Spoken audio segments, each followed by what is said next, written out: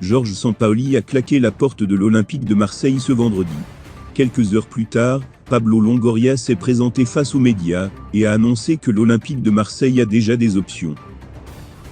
L'état de choc. 7 ans après le départ soudain de Marcelo Bielsa lors de la première journée de Ligue 1 contre Caen, son disciple Georges Sampaoli vient d'imiter son mentor. Certes, El Pelado a claqué la porte avant le coup d'envoi de la saison 2022-2023, mais son départ a eu l'effet d'une bombe.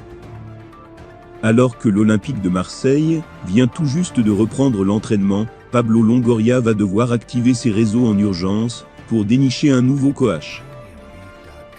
Une longue liste des possibles successeurs de Sampaoli a d'ailleurs déjà été dressée. Longoria nous surprendra-t-il avec un nom cité nulle part? En attendant de voir ce que fera le président olympien, ce dernier s'est présenté cet après-midi face aux médias. Une conférence de presse organisée à la hâte, et pour laquelle les médias ont eu interdiction de la diffuser en direct. C'est donc dans une ambiance pesante que Longoria a évoqué le départ de l'Argentin. Et contrairement à ce qui est annoncé par les médias, à savoir un départ provoqué par un manque de moyens pour le mercato, l'Espagnol assure que ce n'est pas cette raison qui poussait l'Argentin à plier bagages.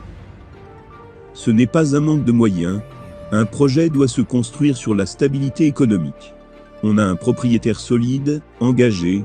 La question, c'est de savoir quand on doit arriver à un tel niveau d'ambition. Georges Sampaoli a renoncé à ses contrats pour la prochaine saison. On a déjà commencé à travailler sur la suite, a-t-il déclaré, dans des propos relayés par la Provence, avant de lâcher que l'Olympique de Marseille avait déjà une priorité. On a des idées très claires, des conversations avec des candidats.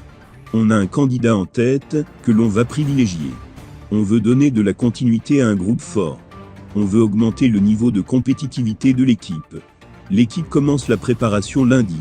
Notre objectif, c'est d'avoir le coach en place en début de semaine prochaine. Le timing du propriétaire est le même que celui du club. Franck a investi de l'argent dans le club, on est dans un projet cohérent. Patience.